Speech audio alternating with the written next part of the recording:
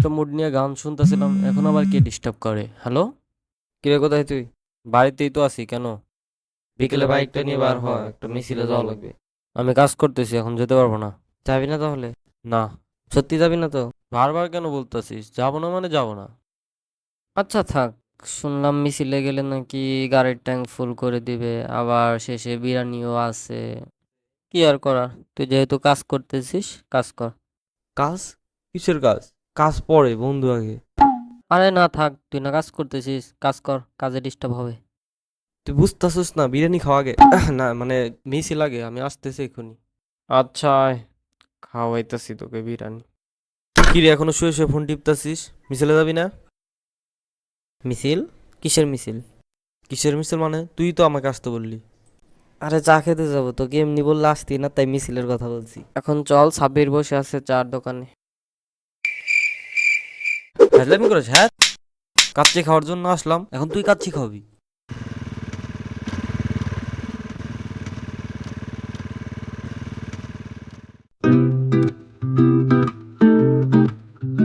ভাইয়া আমি 3 দিন ধরে কিছু খাই না, আমি অনেক গরিব, 20টা টাকা দেন খাই। মামা এদেরকে টাকা দিন না, এরা এরকমই করে, সবার সাথে দান্দাবাজি করে টাকা নেয়। চুপ থাকেন। নিজে তো সাহায্য করেন না, অন্যদেরকেও করতে দেন না। এই ছোট্ট বাচ্চা ও আর কি করবে 20 টাকা নিয়ে? আমাদের উচিত ওদের সাহায্য করা।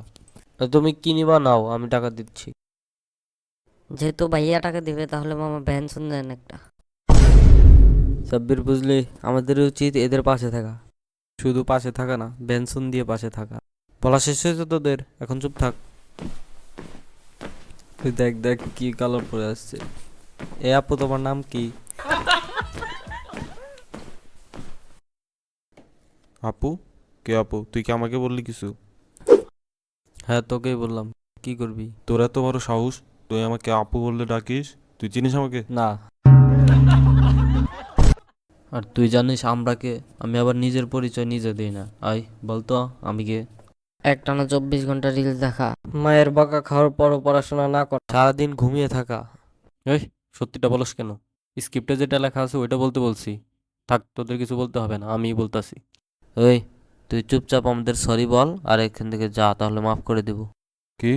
আমি সরি বলবো? সরি তো তোরা বলবি। দাঁড়া, আমি এক্ষুনি আমার ভাইদের ডাক দিতেছি। ভাইয়া, এখন বল কে সরি বলবে, আমি না তোরা?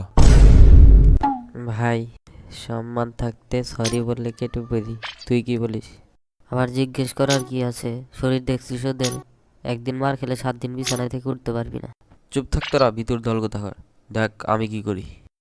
ওই, তোরা সরি বলা প্র্যাকটিস করতে থাক, একটু পরে সরি বলতে হবে।